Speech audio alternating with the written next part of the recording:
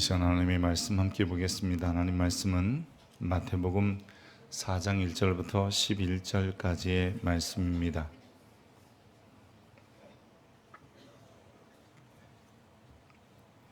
마태복음 4장 1절부터 11절 신약성경 4면에 있습니다. 이 계시의 말씀을 읽을 때 하나님의 음성이 여러분 심령 속에 들려지길 원합니다. 그때에 예수께서 성령에게 이끌리어 마귀에게 시험을 받으러 광야로 가사 40일을 밤낮으로 금식하신 후에 줄이신지라. 시험하는 자가 예수께 나와서 이르되 내가 만일 하나님의 아들이거든 명하여 이 돌들로 떡덩이가 되게 하라. 예수께서 대답하여 이르시되 기록되었으되 사람이 떡으로만 살 것이 아니요 하나님의 입으로부터 나오는 모든 말씀으로 살 것이라 하였느니라 하시니, 이에 마귀가 예수를 거룩한 성으로 데려다가 성전 꼭대기에 세우고 이르되 내가 만일 하나님의 아들이거든 뛰어내리라. 기록되었으되 그가 너를 위하여 그의 사자들을 명하시리니 그들이 손으로 너를 받들어 발이 돌에 부딪히지 않게 하리로다 하였느니라. 예수께서 이르시되 또 기록되었으되 주 너희 하나님을 시험하지 말라 하였느니라 하시니, 마귀가 또 그를 데리고 지극히 높은 산으로 가서 천하만국과 그 영광을 보여 이르되 만일 내게 엎드려 경배하면 이 모든 것을 내게 주리라. 이에 예수께서 말씀하시되 사탄아 물러가라. 기록되었으되 주 너희 하나님께 경배하고 다만 그를 섬기라 하였느니라. 이에 마귀는 예수를 떠나고 천사들이 나와서 수종드니라. 아멘. 이것은 하나님의 말씀입니다. 논산 훈련소에서 기초 군사 훈련을 받고 제일 마지막에 하는 훈련이 행군입니다.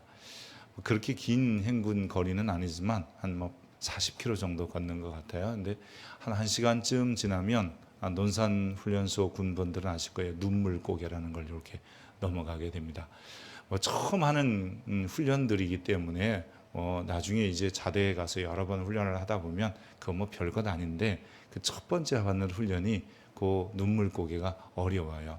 정말 눈물이 나도록 그만두고 싶은데 대열을 맞추어서 가다 보면 낙오할 수 없어서 올라가게 됩니다. 어떤 대열을 쫓아가든지 뒤에 처지면 늘 더 힘들고요. 앞에 서면 훨씬 쉽다는 생각이 들기도 합니다. 사실 왕을 따라가는 사람들을 왕의 백성이라고 하죠. 예수님을 따라 물세례 받고 성령 세례 받으면서 그분의 백성답게 살아가는 사람들이 바로 하나님의 나라의 백성입니다. 예수님은 바로 그런 하나님의 나라를 세우기 위하여 세상에 오셨고 그 나라를 세워가시며 이제 우리 모두가 그를 따라서 늘 함께 가기를 원하십니다. 많은 사람이 하나님 나라에 동참하고 예수님을 주 그리스도 또 메시아로 부르며 따릅니다. 하지만 이에 해방꾼도 있어요. 못 따라가게 하는 사람도 있고 또 예수님이 앞서가는 것을 방해하는 세력도 있습니다. 특별히 예수님이 아기 예수님으로 탄생하셨을 때에 사단은 헤롯의 손을 들어서 예수님을 죽이고자, 즉 왕이 이 땅에서 왕 노릇하지 못하도록 하는 일을 벌이는 거죠. 박사들의 동방의 박사들로부터 소리를 듣고 자세히 알아보며 그 이후에 이 베들레헴 지경에 있는 2살 이하의 영 아들을 학살하는 유아학살령을 내리기도 합니다. 사단은 하나님의 나라 건설되지 못하도록 여러 가지 방해를 하게 되는 거죠. 왜냐하면 사단은 자기가 이 세상의 왕 노릇하려고 하기 때문입니다. 오늘 본문을 가만히 보면 예수님이 시험받은 3가지 시험받은 사건이다 라고 하지만 이 3가지 시험은 결국 왕의 왕되심을 방해하고 또한 그분이 이루실 하나님의 나라를 따라가는 백성들을 흩어지게 하며 그 대열에서 이탈하게 하는 것입니다. 자, 여러분, 우리가 종종 시험이라는 말을 교회 안에서 쓰기도 합니다. 학교 안에서 그것은 테스트인데 교회 안에서 이 시험이라는 말을 쓰면 아주 그 의미가 조금 좀 달라질 수 있어요. 하지만 여러분 시험이라고 하는 것 교회 안에서도요 테스트라는 게 있어요. 근데 이 테스트라는 말은 얼마나 잘 준비가 되어 있는가, 믿음이 있는가 없는가 뭐 이런 것처럼 학교에서도 얼마나 실력이 있는가 없는가를 평가하고 증명하는 것이 바로 이 테스트라는 시험입니다. 하지만 이 시험이라는 말에 조금 의미를 바꾸면 우리가 흔히 유혹이라고 생각할 때도 있는데, 이 유혹이라는 말은 네가 얼마나 무능한 줄 아느냐? 라고 하고 그 무능함 때문에 자기가 하는 일들을 포기하게 만드는 게 유혹입니다. 여러분 우리는 학교에 다닐 때도 시험 보기 전날 이 시험과 유혹의 기로에 섭니다.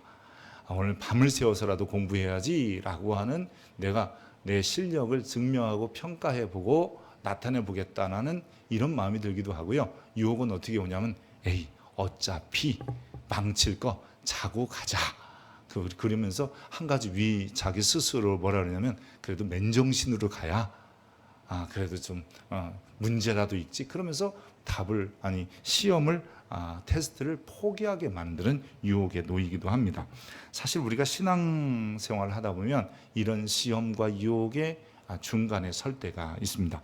시험은 긍정적인 결과를 만들어내고요, 유혹은 부정적인 결과를 만들어내는데, 문제는 뭐냐면 우리의 시험이 유혹으로 바뀌기도 한다는 거예요. 우리의 좋은 신앙의 모습들, 그리고 그것을 평가받고 그리고 증명할 기회를 오히려 그것이 우리에게 나 신앙 없어, 나 신앙생활 안 해, 이렇게 포기하고 절망하는 그런 일들로 변하기도 합니다. 왜 그러냐면요, 그럴 때는 이상하게 자기의 욕심이 쑥 들어가거나 아니면 그 성숙의 기회나 아니면 이 성장의 기회를 자기의 마음대로 해보겠다라고 하는 이 유혹의 욕심 때문입니다. 그래서 이제 야고보서 1장 14절에 보면 이런 말씀이 있어요. 오직 각 사람이 시험을 받는 것은 자기 욕심에 끌려 미혹됩니다. 그 일반적인 평가와 테스트 말고 이것을 유혹으로 넘기게 되는 이유는 결국은 욕심 때문이라 그래요. 그래서 1장 13절에 바로 그 전에 사람이 시험을 받을 때에 내가 하나님께 시험을 받는다 하지 말지니 하나님은 악에게 시험을 받지도 아니하시고 친히 아무도 시험하지 않으시니 넘어뜨리지 않는다라고 말씀하시는 거예요. 그러니까 우리가 시험 받을 때 넘어지는 이유는 뭐예요? 내 욕심 때문이에요. 너무 잘하려고 하는 것도 있겠지만 때로는 이런 거 다 필요 없어 라고 말하기 때문입니다. 하나님은 우리에게 신앙을 증명할 기회들은 종종 주십니다. 그럴 때 우리가 그 신앙을 증명해 보이고 나타내면 시험의 결과는 긍정적이고 우리의 신앙이 얼마나 되는지를 평가하고 확증하는 기회이기 때문에, 즉 그 시험은 잘 패스하면 되는 겁니다. 하나님은 누구든지 실족시키거나 낙심시키지 않는 분이십니다. 우리가 그 시험을 잘 치르면 견고한 신앙을 갖게 되고요, 동시에 귀한 사명을 감당할 힘이 생기게 되고요, 흔히 우리가 말하면 이 시험을 이기면 복이 오게 되는 거예요. 그래서 그런지 야고보서 1장에 보면 내 형제들아 너희가 여러 가지 시험을 당하거든 온전히 어떻게 하라고요? 기쁘게 여기라. 이는 너희 믿음의 시련이 인내를 만들어내는 줄 알미라. 이미 시험을 잘 견디는 것 자체가 인내라고 하는 결과물을 얻게 되는 거고요, 인내를 온전히 이루면 이는 너희도 온전하여지고 그리고 부족함이 없는 사람이 된다라고 얘기합니다. 여러분 우리는 시험을 잘 통과한다, 다른 말로 말하면 하나님 나라에 내가 속해 있기에 그 대열에서 벗어나지 않도록 우리는 그저 묵묵히 그 안에서 내 신앙의 견고함을 드러내야 돼요. 아무리 우리에게 어렵게 하는 해방꾼이 있어도 말입니다. 하지만 유혹은 다른다고 그랬잖아요. 유혹은 결국은 하나님 나라의 대열에서 우리를 이탈하게 하려는 의도를 가지고 있습니다. 그래서 시험은 잘 패스하면 되는 거고요, 유혹은 반드시 승리해야 합니다. 여러분 싸워서 이겨야 되는 게 유혹인 거예요. 예수님이 왕 되심을 바라지 않고 도리어 왕의 자리에서 끌어내려고 하는 게 바로 사단의 괴계였거든요. 왜냐하면 예수님은 온 세상을 하나님의 나라로 이끌어 가시기 위하여 세상에 오셨기 때문입니다. 반면에 사단은 자기가 왕 노릇하고 싶으니까 예수님의 왕 되심을 거역하고, 즉 왕을 못되게 하는 거죠. 못 복되셔야만이 자기가 계속 왕 노릇할 수 있기 때문이죠. 그것을 헤롯을 통해서 보여준 거예요. 예수님이 왕이라면 자기는 유대인의 왕인데 라고 생각했던 헤롯이 나는 이제 끝났나? 이런 생각 때문에 왕으로 오신 예수님을 죽이려고 했던 것이죠. 죄가 뭐냐라고 할 때 하나님 없는 세상을 꿈꾸면서 그 하나님 없는 세상에서 내가 행복해라고 생각하며 사는 것을 죄고요. 그 사람을 죄인이라고 하는 거거든요. 다르시 말하면 유혹이라고 하는 것은 끊임없이 그 생각을 우리에게 가져다 줘서 하나님 없는 세상에서 나 행복해 하면서 만족감을 누리고 살도록 하는 게 바로 이 사단의 역사고, 그 일을 사단이 지금 우리에게, 즉 하나님을 따라가는 이 왕 대신 예수님을 따라가는 대열에서 이탈하도록 끊임없이 유혹하고 있는 겁니다. 여러분, 요한 1서 3장 8절에 보면 이런 말씀이 있어요. 죄를 짓는 자는 누구에게 속했다 그러냐면 마귀에게 속한 거라는 거예요.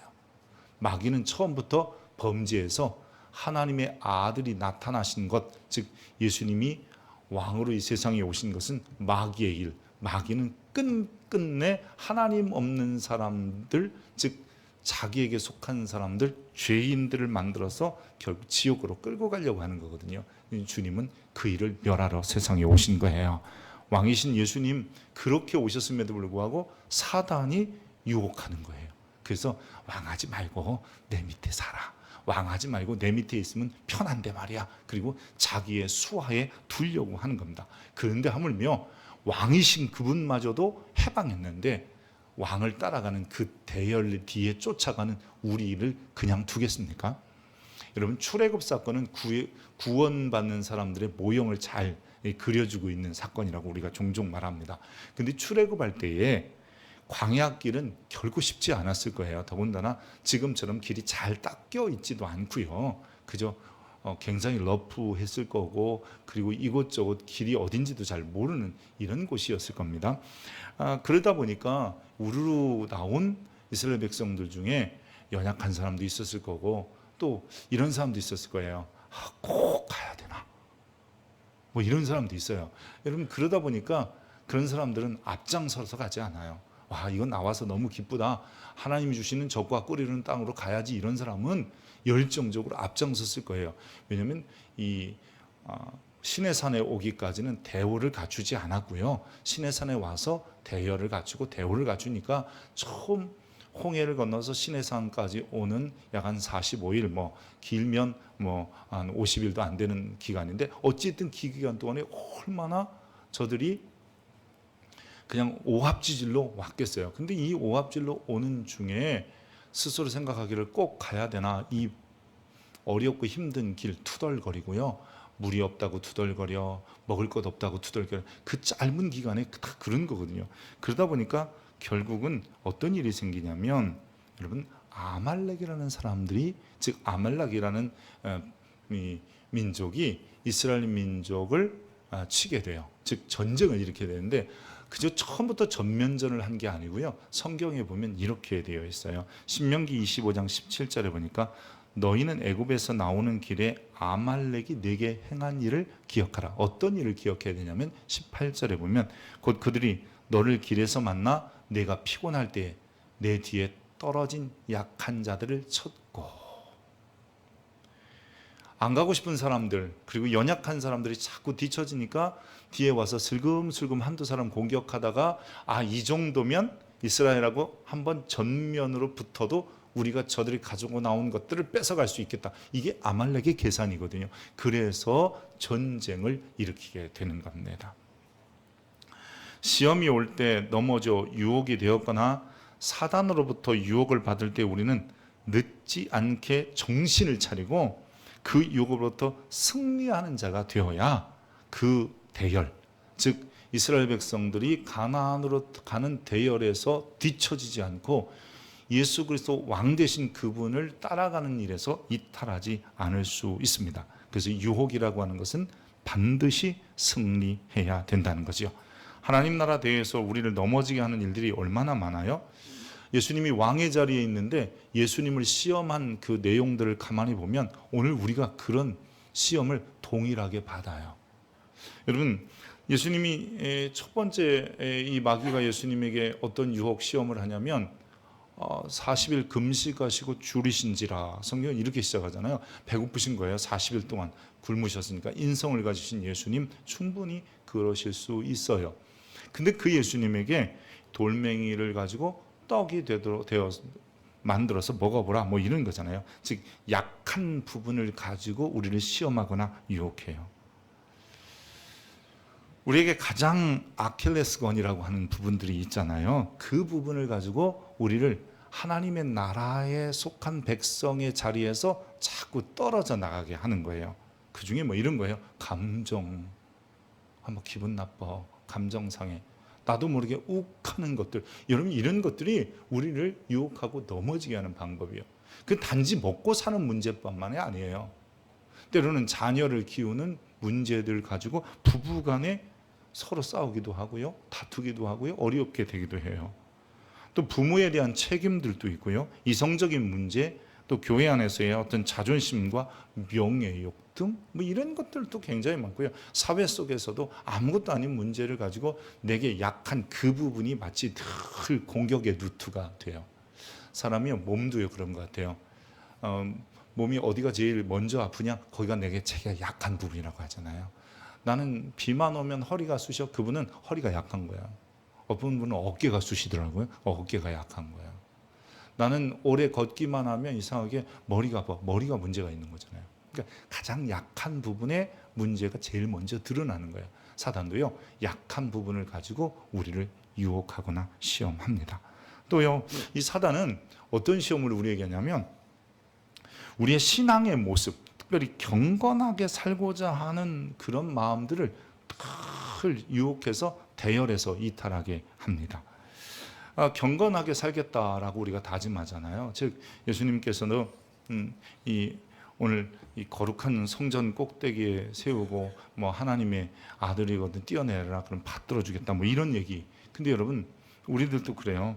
너 능력이 있느냐 없느냐, 또 너는 머리가 있냐, 생각이 있냐, 이성이 있냐, 너는 아무것도 아니야 등등의 수많은 것들로 인하여 내 능력을 시험하게 만들고 그 경건 생활을 무너뜨리게 하는 게 사단의 계략이고, 이게 해방꾼의 역사예요. 그래서 우리도 모르게 어떤 시험이 오고 유혹이 올 때 우리는 그 문제 때문에 넘어지는 거예요. 잘 신앙생활을 잘하다가도 갑자기 어느 순간 내 속에 이런 생각이 들어요. 나는 정말 왜 능력이 없지? 왜 나는 6가지 기도했는데도 응답이 없지? 아무리 앞뒤를 생각해 보니까 이게 정말 하나님의 뜻이 아닐 수도 있어 라고 생각하는 마음이 훅 들어오면서 신앙이 무너지는 거예요.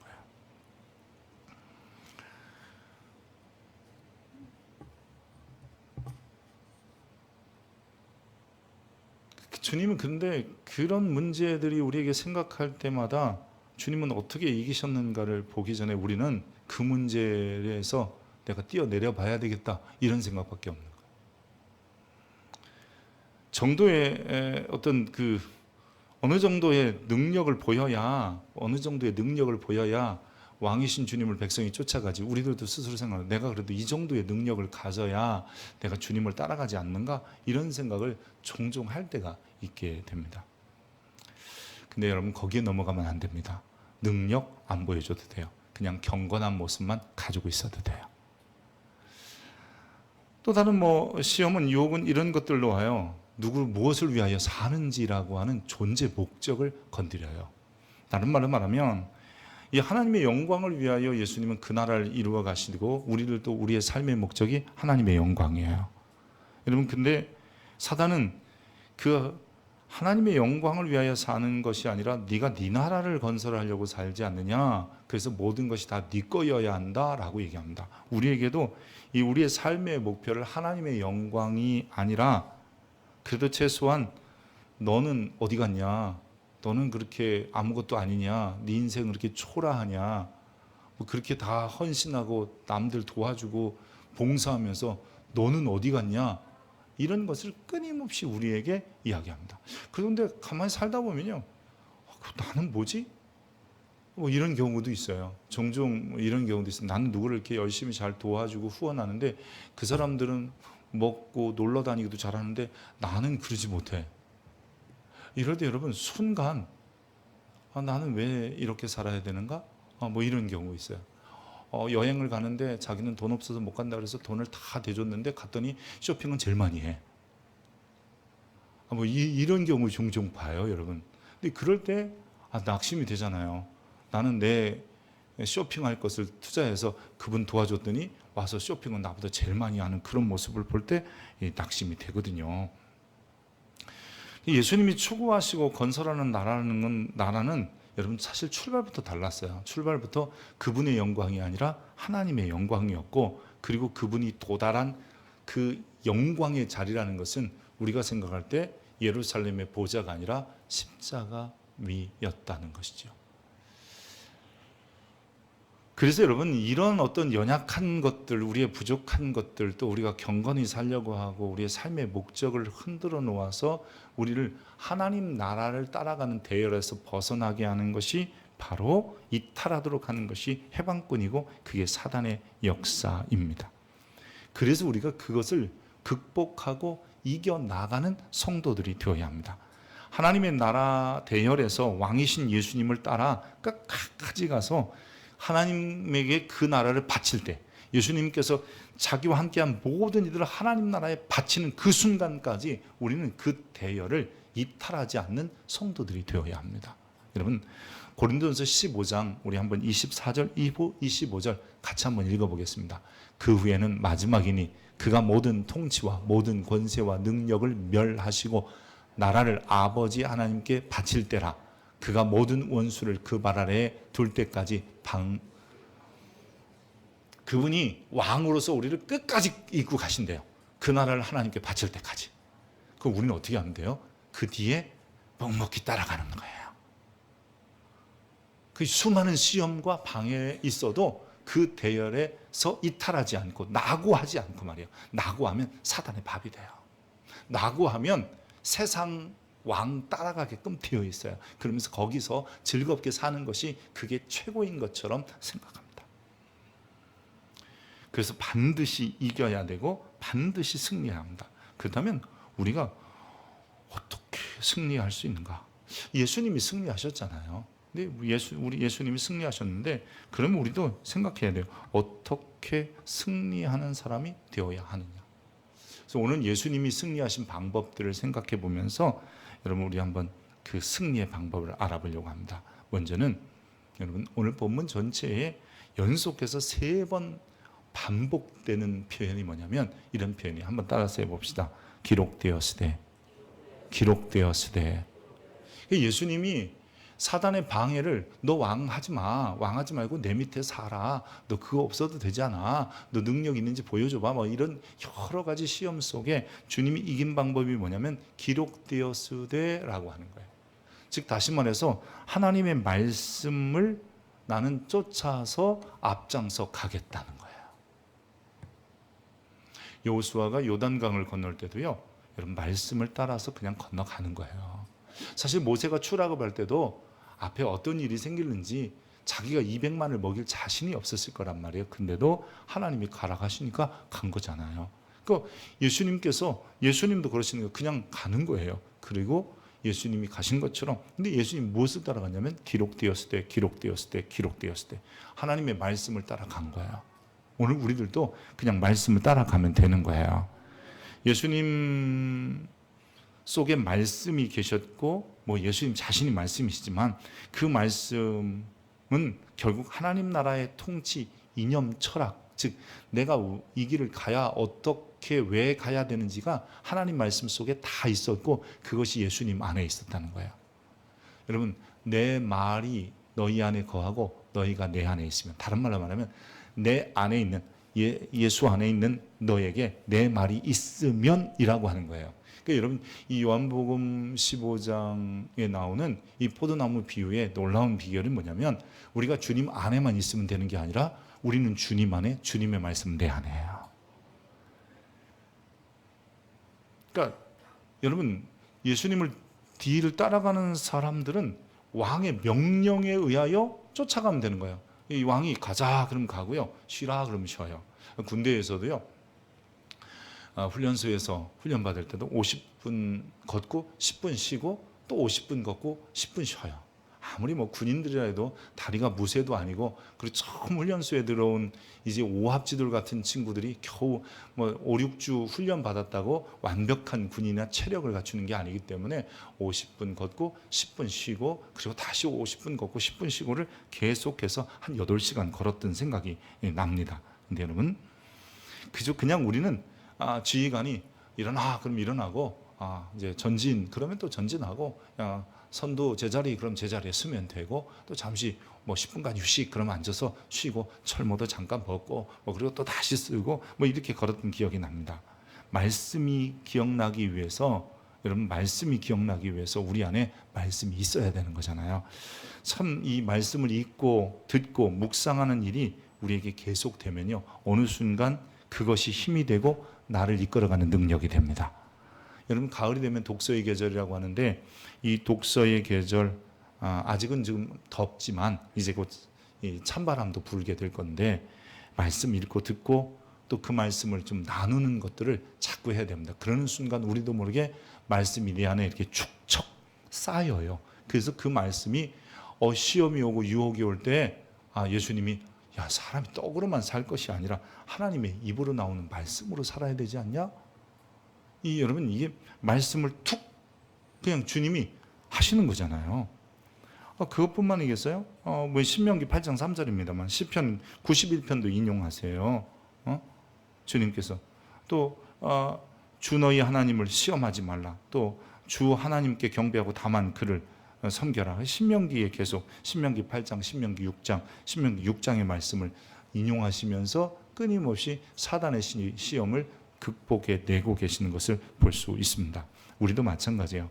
하나님 나라의 대열에서 이탈하지 않으려면 우리 속에 말씀이 들리는 귀가 있어야 돼요.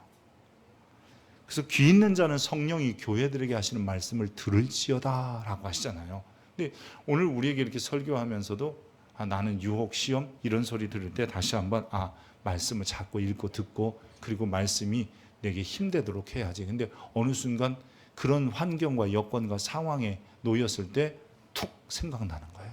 여러분 가끔 그러잖아요. 학생들이나 청년 때 무슨 일을 하려고 할 때 툭 툭 아빠 말씀이 이게 생각이 나는 거거든요. 늦게 들어가려고 해도 오늘 엄마가 일찍 들어가려고 했는데 송편 만든다고. 여러분, 그 한마디가 친구들과 나 오늘 일찍 들어가야 돼. 그리고 들어가는 것처럼 내가 그런 유혹의 자리에서, 시험의 자리에서 나도 모르게 툭 튀어나온 하나님 말씀 한마디가 나를 이기게 하는 겁니다. 그 여호수아 8장에 보면 1장 8절에 하나님께서 이제 막 초임 지도자가 된 아직 해보지 않아요. 여기까지는 뒤에 쫓아다니는 부관이었다가 갑자기 지휘관이 된 여호수아에게 하나님 뭐라고 말씀하시는지 보세요. 강하고 남대하라. 그보다 더 중요한 거예요. 같이 읽습니다. 시작. 이 율법책을 내 입에서 떠나지 말게 하며 주야로 그것을 묵상하여 그 안에 기록한 대로 다 지켜 행하라. 그리하면 내 길이 평탄하게 될 것이며 내가 형통한. 내 입에서 떠나지 말고 계속 묵상하라는 거예요. 읽어야 묵상이 되는 거잖아요. 이게 복 있는 사람은 여호와의 말씀을 즐거워하여 주야로 묵상하는 자다라는 말씀이 그런 거예요. 그러니까 말씀을 자꾸 가까이 하면 나도 모르게 그게 툭 하고 튀어나오는 거예요. 안다고요? 난 다 알아. 그러지 마세요, 제발. 나 많이 공부했어. 제발 그러지도 마세요. 내가 교회 안에서 평신도 반부터 시작해서 제자 훈련반을 담아줬다. 아무 자랑거리가 아니에요. 여러분, 말씀이 툭 튀어나올 때까지 그거는요, 끊임없이 하는 거예요. 끊임없이. 그래서 이건 연세 드신 거하고 상관이 없어요. 왜냐하면 나이에 따라 시험의 강도가 다르고 시험의 종류가 다른데 이기는 방법은 똑같아요. 어린아이도 말씀으로, 젊어도 말씀으로. 그래서 청년이 어떻게 그 행실을 깨끗하게 해서 주의 말씀으로 가능한 거잖아요. 노년 때도 말씀이에요. 그러니까 여러분, 내가 죽기 전까지 말씀 안 놓는다. 할렐루야. 그렇게 되길 바랍니다. 왕이신 예수님이 그러면 두 번째 이긴 방법이 뭐냐? 그분은요, 하나님의 크심을 인정하고 그 길을 가셨어요. 여러분, 이게 굉장히 중요해요. 하나님의 크심. 왕이신 예수님은 언제나 자기를 낮추고 하나님의 위대하심을 나타내요. 그래서 나는 하나님 말씀 따라가겠다. 그래서 사람이 떡으로만 살 게 아니라 하나님의 말씀으로 살아야 된다. 너 하나님 시험하지 마.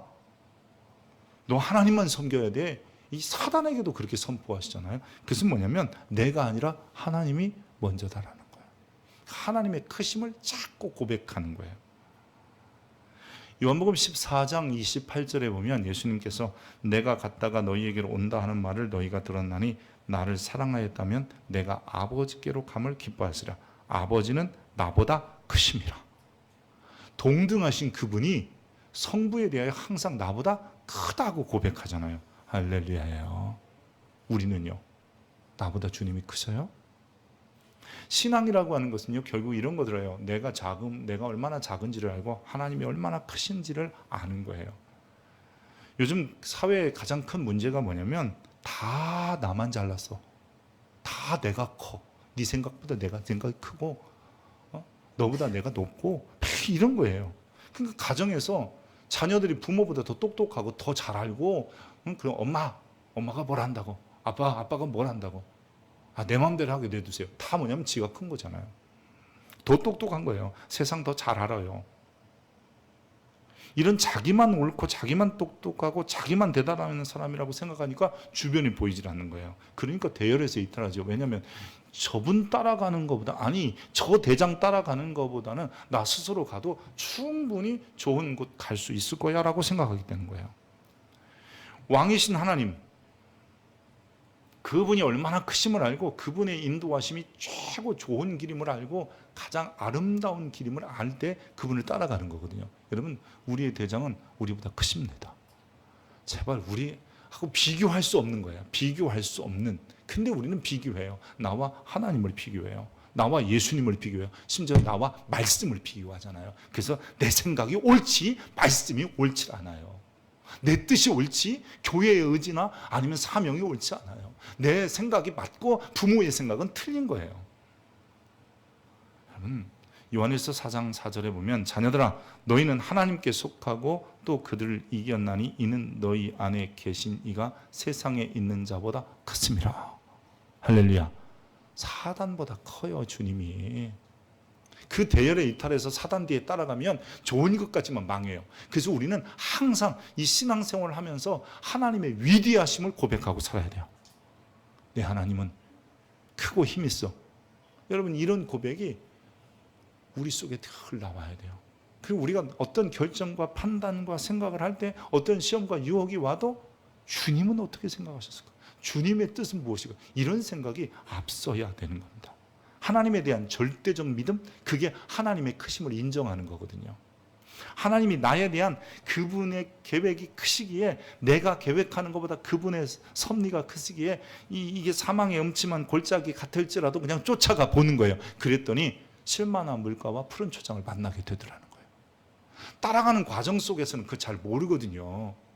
여러분, 예수님 따라가는 과정 속에서는 그건 잘 몰라요. 심지어는 예수님이 마지막 올라가신 그 왕자가 십자가야. 그거 쉽지 않아요. 근데 우리도 모르게 그 자리에 따라가다 보니까 그 자리에서 놀라운 것들이 얻어지더라는 거예요.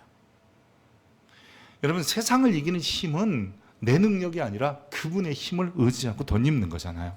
그러기에 하나님의 크심을 인정하시고 하나님의 위대하심을 따라서 그냥 왕이신 그 주님을 묵묵히 쫓아가는, 예수님도 하나님 바라보면서 가신 거예요.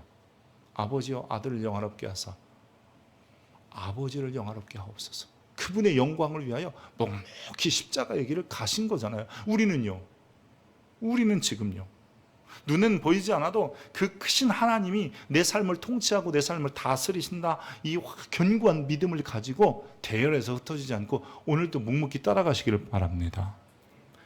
예수님께서 베드로의 신앙 고백을 들으시고요, 십자가에서 인류구원의 역사를 이루셔야 한다고 말씀하십니다. 이때 베드로가 말려 혹은 간언하여, 심지어는 예수님을 베드로가 좀 협박하면서 말도 안 되는 소리 하지 말라고 막 이렇게 말하면서 이야기를 합니다. 그때 예수님께서 베드로에게 뭐라고 하시냐면요, 16장 23절 마태복음에 보면 예수께서 돌이키시며 베드로에게 이르시되 사탄아 내 뒤로 물러가라 그래요. 좀 전에 신앙 고백해서 바요나 시모나 내 말 내가 복이 있도다 뭐 그렇게 굉장히 칭찬되는 그에게 갑자기 주님이 그랬어요. 왜냐하면 이것은 주님이 그 왕의 자리를 내려놓고 다른 길을 가는 것은 하나님의 말씀도 거역하는 것이고 하나님의 크심도 불인정하는 것이며 자기가 이 땅에 오셔서 세우실 하나님의 나라도 망가지는 것이었기 때문입니다. 베드로의 한마디가 오히려 주님을 넘어지게 하는 소리와 같다. 너 나 시험하는 거다. 나 유혹하는 거다. 이렇게 말씀하시는 거예요. 그러면서도 주님은 그때 넘어지지 아니하시고 묵묵히 그 길을 가시면서 베드로에게 뭐라고 하냐면 이제 너도 네 십자가 지고 따라와 봐라. 내 뒤에 서라라고 하는 겁니다.